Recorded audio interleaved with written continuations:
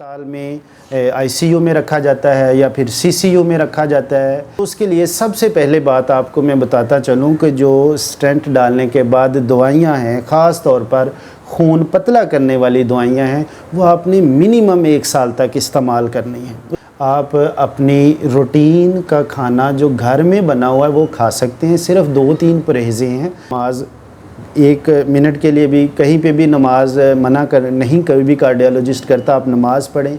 अक्सर मरीज़ पूछते हैं जी मैं रुकू में चला जाऊं या मैं सजदा करूं तो स्टेंट को तो नहीं कुछ होगा। बिल्कुल नहीं होगा, क्योंकि जो स्टेंट डाला गया है वो आपकी जो खून की नाली है उसका हिस्सा बन गया है।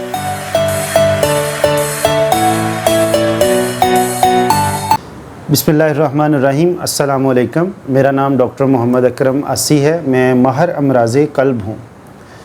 आज का बहुत ही अहम टॉपिक है। जिस तरह आपने थंबनेल पे देखा होगा कि अक्सर मरीज़ को दिल का अटैक होता है और उसके बाद स्टेंट डाले जाते हैं, जो कि पूरी दुनिया में दिल के अटैक के बाद एडवांस इलाज यही है।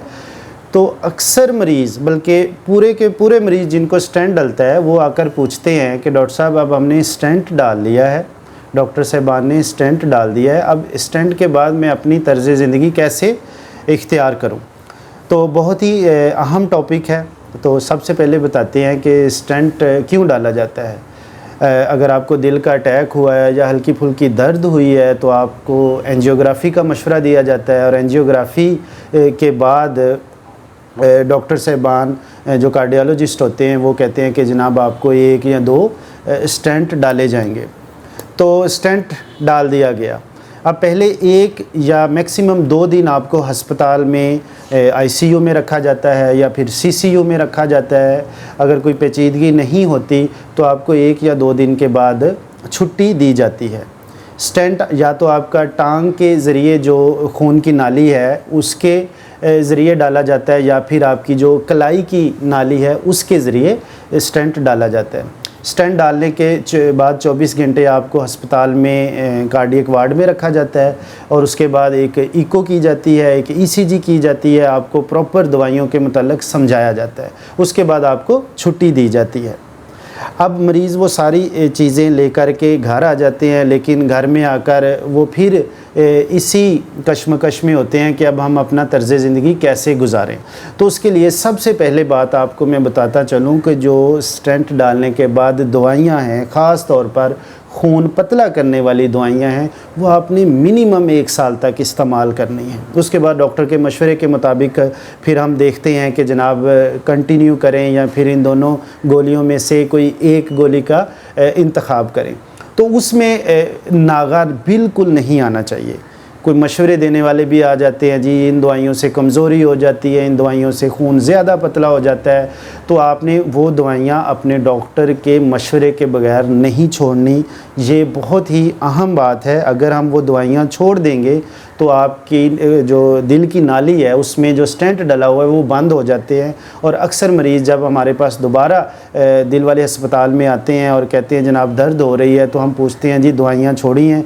जी मैं 2-3 दिन के लिए दवाइयाँ मैंने नहीं खाई हैं, मुझे कोई तकलीफ़ नहीं थी। तो ऐसा बिल्कुल नहीं करना। आपने मुतवातर दवाइयाँ इस्तेमाल करनी है, चाहे आपको तकलीफ़ हो या ना हो। उसके साथ आपको परहेज़ें बताई जाती हैं। उसकी तरफ आते हैं, जब आपको छुट्टी मिल जाती है, आप घर आ जाते हैं, तो सबसे पहले यही पेशेंट का सवाल होता है कि मैं क्या खाऊं। तो आप पहले तो ये जहन से निकाल दें आप बिल्कुल बीमार नहीं हैं, ठीक है। आप अपना नॉर्मल घर का बना हुआ खाना खा सकते हैं।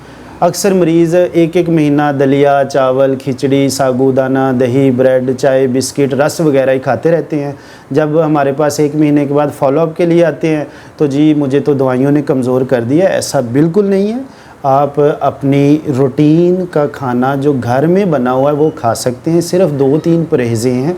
नमक, चिकनाई, तरी वाला सालन, बड़ा छोटा गोश्त, इससे थोड़ी सी परहेज़ करनी है। बाकी सब्ज़ियाँ, फल, दूध, अंडे की सफ़ेदी, मछली, चिकन, ये आप नॉर्मली खा सकते हैं। सिर्फ 2 परहेज़ें खाने के हवाले से अक्सर बताता हूँ, खाना आपने भूख रख कर खाना है, फुल पेट भर कर खाना नहीं खाना है। और दूसरा, आपने खाने के फ़ौरन बाद पैदल नहीं चलना है। ये तो खाने के बारे में आपको मैंने क्लियर कर दिया है, ठीक है। कोई दलिया चावल खिचड़ी नहीं, आप घर का रोटी खाएं, चावल खाएं, आपका जो सब्ज़ियां हैं, फल हैं, फ्रूट, ये सारी चीज़ें आप खा सकते हैं, लेकिन थोड़ी सी कम मिकदार में, ठीक है। तरी वाले सालन से थोड़ा सा परहेज़ करें। हाँ, बाकी अब मगज़, गुर्दे, कपूरे, ओजरी या फिर जो चिकनाई वाला सालन है, इससे आपने परहेज़ करनी है। ठीक हो गया। अब अक्सर बताते हैं जी अब मैं तर्ज़ ज़िंदगी कैसे गुजारूँ। सबसे पहले ये है कि जब आप घर में आते हैं आप ठीक हैं। अगर आपको छाती में दर्द नहीं है, आपका सांस नहीं फूल रहा है, आपके दिल की धड़कन 60 से 100 के दरमियान में है, तो आप वाइटली स्टेबल हैं, आप ठीक हैं। ठीक है। अब आपने क्या करना है, आप अपना नॉर्मली वॉशरूम जा सकते हैं। नमाज 1 मिनट के लिए भी कहीं पे भी नमाज मना कर नहीं, कभी भी कार्डियोलॉजिस्ट करता आप नमाज़ पढ़ें। अक्सर मरीज़ पूछते हैं जी मैं रुकू में चला जाऊं या मैं सजदा करूं तो स्टेंट को तो नहीं कुछ होगा। बिल्कुल नहीं होगा, क्योंकि जो स्टेंट डाला गया है वो आपकी जो खून की नाली है उसका हिस्सा बन गया है, वो अब नहीं हिलता उधर से। ठीक है।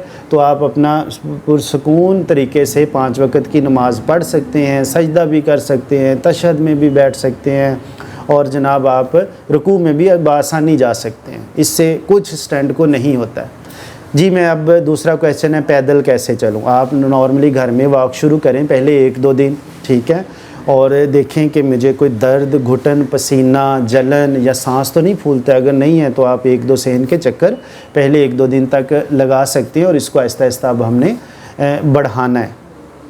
हाँ, इसमें जहाँ पे परहेज़ है, पहले हफ्ते में आपने वज़नी काम नहीं करना। कोई जैसे बोरी है वो नहीं उठानी, पानी की जो बाल्टी है 8-10 लीटर की वो नहीं उठानी है। सीढ़ियाँ अगर चढ़नी पड़ रही हैं तो आहिस्ता आहिस्ता चढ़नी है। सीढ़ियाँ चढ़ते हुए अल्लाह अकबर पढ़ें और उतरते हुए सुबहान अल्लाह पढ़ें।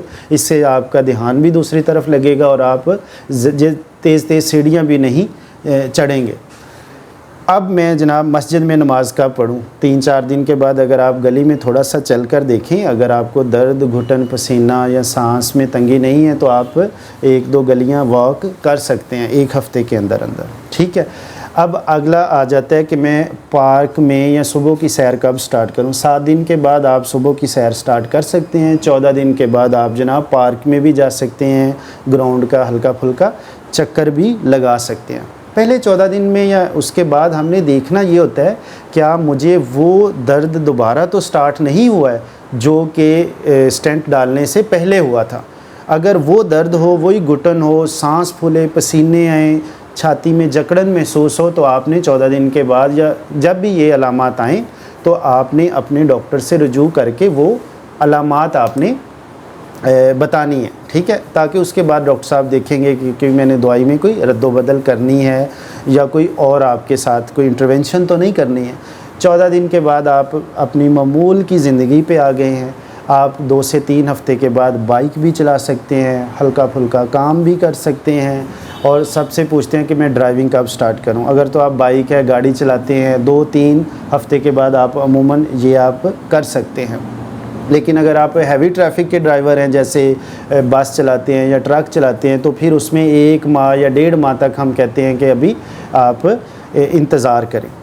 सबसे इम्पोर्टेंट बात जो अक्सर शादीशुदा जो हमारे पास आते हैं कपल्स, वो पूछते हैं कि हम अपना इज़्दवाजी तल्लुक़ कैसे बहाल करें। ठीक है। तो उसमें हम अक्सर कहते हैं कि 2 से 3 हफ़्ते के बाद आप अपना इज़्दवाजी तल्लुक़ बहाल कर सकते हैं, इसमें कोई प्रॉब्लम नहीं है। अक्सर ये भी पूछते हैं कि मैंने दूसरे शहर या बैरून मुल्क जाना है हवाई जहाज़ के ज़रिए, तो वो भी 2 से 3 हफ़्ते के बाद आप एयर ट्रैवलिंग कर सकते हैं। दोबारा डॉक्टर को कब चेक करवाना है, पहली दफ़ा 14 दिन के बाद, दूसरी दफ़ा 1 महीने के बाद और फिर 40 दिन के बाद आपकी एक इकोकार्डियोग्राफी होनी चाहिए, ताकि दिल के पट्ठों की फंक्शनिंग है जिसे हम इजेक्शन फ्रैक्शन कहते हैं उसका देखा जा सके वो कितनी शरह तक आ चुका है।